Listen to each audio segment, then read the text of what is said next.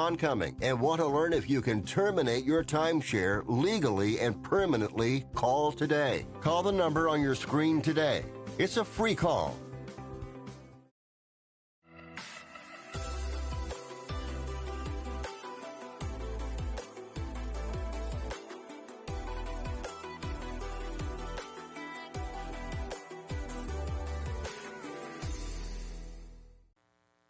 All right, welcome back, everybody. Just like we did with Jennifer at the beginning of the show, she talked to us about what we need to say yes to, and then how do we go about saying no. And for Jennifer, it was that art of honoring the yes and putting that in front of me in front of you is how you ultimately say no. So I've still got TJ with me, and TJ, let me go ahead and bring you back here.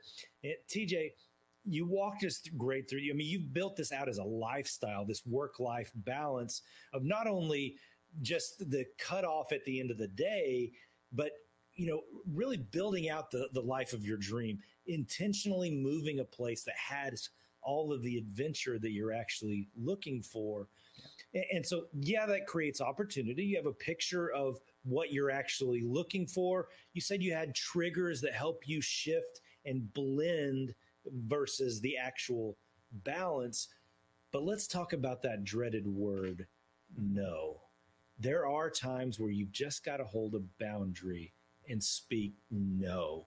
Does that ring a bell to you at all? Oh yeah. I mean, I love that you've already talked about honoring the yes, because you know, everyone's heard this probably by now, but the more things you say yes to and everything you say yes to, you're saying no to other opportunities. Yeah. So knowing how to say yes and to say no is so important, but it's also critical to know when is the right time to say yes and to say no. And for me, I believe in, especially in business, you know, in the beginning, you got to say yes to as much as possible. You've got to sharpen your teeth. You've got to learn how to communicate, how to network, how to sell, how to just be an influential person in your space. And that comes through repetition and saying yes to as many opportunities and ideally as many diverse opportunities as possible. But as your calendar fills up, as things take off, as you become more successful, well, now your time is getting more limited. And everything that you do say yes to can have a very major impact on your bottom line and the opportunities that you're going to have to forego because you've already committed to something. And it's important when you commit to something, in my mind, something my parents and my mentors taught me is you honor that, you stick to it. And so knowing when is the right time to say no is critical. And so how do you define it? Yeah, for me, you know, there's kind of a feeling, right? And we all have that feeling at some point of, man, I've just said yes to way too many things. And I came into this exact moment really end of Q3 last year, moving into Q4, where I was just saying yes to everything. I was helping out on serving on some nonprofit boards. I was volunteering. Our business was growing, so I had a lot of commitments within the agency. I was still making time to spend a lot of time with friends, and man, our calendars just had no room. And Allie, my wife, you know, kind of shared with me, like, I'm feeling pretty burned out right now. And like, not just in the work sense, but like even the idea of hanging out with our friends this week sounds like a chore. Like we've had no time to just be together at home. And that was a big eye opener for me. I was like, wow, okay. I feel that too. Like we really haven't had much intentional time together. So we decided we were going to have a season of no to end the year, where we just said no to pretty much everything. Like any sort of social commitment, it had to be a full body yes for us to want to do it. And man, we had the best end of the year. My business grew tremendously. We went on some trips that we didn't have planned that were totally spontaneous. And we started to regain that energy that we really needed to start this new year on the right foot. And we ended the season of no. It served its purpose, but it was a great tool. And, you know, just labeling it and giving it some of that intentionality is really what put power into doing that exercise. Yeah, that is very powerful and obviously had great effects. But if I can go through the steps you just listed, it started with really the transparency of being self-aware and recognizing the toll that the yeses are because they were good yeses. You were saying A yes lot to of them were good, profit yes. and serving Yeah. people. So it's not that they were bad things so much. It wasn't crack you were saying yes to. It No. was helping people. Yeah. So, but that awareness of and your what you and It's your the wife awareness of that anxiety, you know, it just builds up. That was kind of the feeling I was referring to, and maybe I didn't articulate, but we all feel anxiety. For me, it's in my chest, and you just kind of have that Mm, overwhelm building up day in and day out, and you got to shed that. It's not good for your health. yeah. And yeah, when your schedule looks like ours did, and you have that, you're just on that spiral towards burning out. It's interesting. So that even if we call it, you said it's blending, but it called work life balance. Yours was more on the life balance, but it was Yeah, almost too much of a good thing. too And much. Yeah, too your much of body anything. started recognizing it. Yeah, no, definitely physical reactions, you know, not sleeping as well, being more anxious, and also just, you know, when you're in a relationship, a partnership, marriage like I am, you know, when your spouse comes to you and says, "Hey, I'm feeling kind of disconnected." Like that's a wake-up call, and we needed to do something to get that turned around right away, and I'm happy to say that it worked. So, Yeah.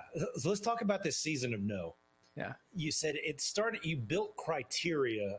You said when something was a full body yes.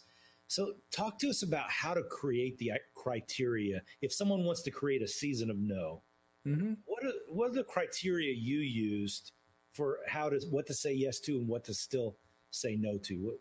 How to, Yeah, I mean, let's start on the business side, right? You know, there's so many things that business owners can be doing day in and day out. And if you're in a season of, hey, I need my business to be growing, well, the things you need to be saying yes to are those revenue generating activities. You know, if you're a service-based business, that might be doing prospecting, cold calling, jumping on sales calls, going to networking meetings. And those are things that if you need them to grow your business, you should absolutely be saying yes to. But there's probably a lot of other more auxiliary kind of optional type activities that aren't going to be majorly affecting your bottom line. And if you're in a season where you need to be focused on growth, but you want to have a little more balance and need to say no to things, having that distinction between this is what's going to move the needle, these are less impactful, so I'm going to say no to them. so like high leverage, really identifying what are high leverage activities and which is just busy work. Well, it's just busy work, or what's something that you could, you know, start delegating and outsourcing to someone else. I mean, that's really the key in the business side. But then on the lifestyle side of things, Because am I correct? You even hired staff at that point with that decision, didn't you? So that you could actually hand off some of those things. yeah, absolutely. I mean, getting to a point in your business where you do have that financial wiggle room to start to bring in more people and free up more of your time. As soon as you get to that point, I mean, you got to do that if you want to grow Mm-hmm. your business. It's okay Okay. if you want to grow, you know, just a job for yourself, being a, you know, self-employed individual. There's nothing wrong with that. But if you're doing the homework we said from last time and you're designing your business around the lifestyle you want to live, and that's ultimately removing yourself from the day to day, then you got to hire, you got to delegate. Okay. I love that. So okay. So back to the criteria. What are the criteria you used, and what do you recommend for someone to do this season of no? So the criteria would first and foremost just having that litmus test. You know, it's going to be different for everyone, but if you're feeling burned out, if you've got stress and anxiety, if you're not able to sleep at night because you're thinking about work or something else outside of work that's just all consuming, it's probably a good indicator that it's time to start saying no to more things. So that's the first kind of gut check, the litmus test, if you will. But then once you have that and you've decided, yeah, okay, I do need to make a change, it's starting to kind of do a little triage. Like, what is important? What are the things that you have to say yes to? You know, if you've committed to certain things, those are going to have to continue. But what are the things that aren't as energy giving that come up on a weekly basis? You know, maybe there's a group of friends that you traditionally hang out with, but you know, maybe that's really not the right place for you to be in this season that you're in. It's more energy draining than energy giving. Maybe those aren't the people you want to be spending as much time with right now. Well, that's a good thing to start saying no and just phasing yourself out. Not that you have to cut people out of your life, but we got to build on the relationships that fill us up the most. volunteer work. We all want to volunteer, but if you're already spread paper thin and you don't have the energy to show up and have that be an energy giving experience for you where you're giving your all, might be a good time to take a step back and remove yourself from some of those more giving back commitments. There's lots of other things. But. Is it a refreshing, even because you said you initially you identify what's the life that you want to live? Is it a refreshing of that list, and even of if you identify the quarter, what's the goal we're really aiming at here? Is it what are we trying to maximize for? That's very, very on point, Todd. Like every season's different, and when you set a plan, it's not like you're going to be doing that exact same plan for the next 5 years. You got to adapt. So quarterly, monthly, whatever.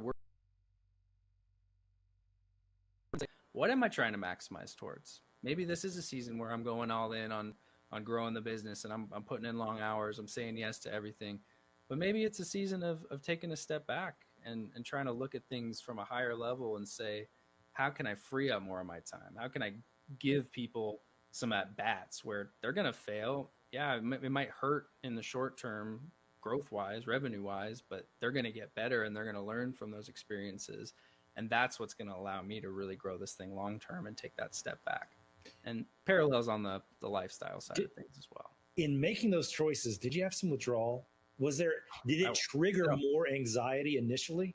The ego, man. The ego is the biggest, worst enemy. We all think we can do everything, and we think we can do it in half the time it really takes. And the reality is, there's probably certain things that I could do better, but having some